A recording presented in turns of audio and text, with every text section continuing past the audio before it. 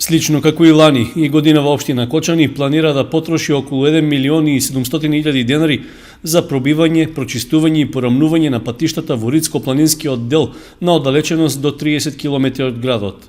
Тоа е редовна годишна активност со која се обезбедува проодност на земјаните коловози до тешко пристапните и оддалечени места на територијата на општината.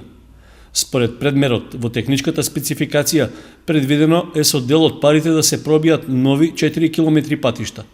Остатокот од средствата ќе се наменат за прочистување на локалните патишта во должина од 55 км, а уште 20 км треба да бидат порамнети со машина грейдер.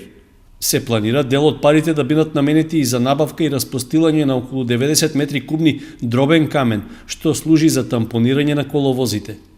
Забелешка дека е потребна побрза интервенција во оспособувањето на планинските патишта, како оној кон местноста Скорово, особено по обилните врнежи во текот на зимскиот период, имаше и на една од последните седници на Советот.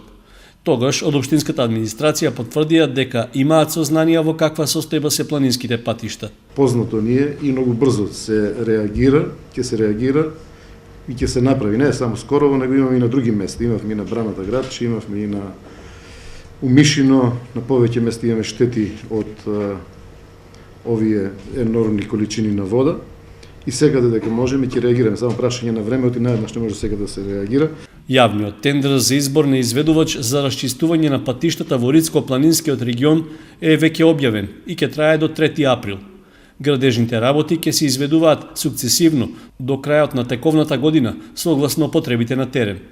За сите зацртани задачи изготвена е и предмет пресметка согласно програмата за уредување на просторот во руралните подрачја за 2015 година, што беше донесена од Советот на општина Кочани.